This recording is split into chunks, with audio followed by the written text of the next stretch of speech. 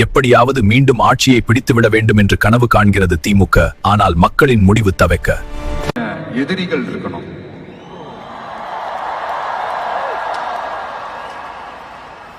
சும்மா வர்றவங்க போறவங்களால ஏத்துட்டு இருக்க முடியாது இல்லையா? வலுவா இருக்கிறவங்கள தானே எதிர்க்க முடியும். அப்பதானே நாம ஜெயிக்கிற அளவுக்கு வலிமையா இருக்கோம்னு அர்த்தம். இப்ப ரீசெண்டா நம்மளை பத்தி ஒரு பேச்சு ஒண்ணு ஓடிட்டு இருக்கு. விஜய் என்ன தனியா வருவாரா அணியா வருவாரா? நம்ம எப்பங்க தனியா இருந்திருக்கிறோம்? 33 வருஷமா உங்களோட தானே இருக்கிறோம், மக்களோட தானே இருக்கிறோம். அப்ப அது ஒரு மிகப்பெரிய ஒரு அணி தானே. அது எப்படி தனின்னு சொல்ல முடியும்? இப்ப கூட பாருங்க, தனியா அணியா விளக்கமா சொல்ல மாட்டேங்கிறாருன்னு உங்களுக்கு தோணும். சஸ்பென்ஸ்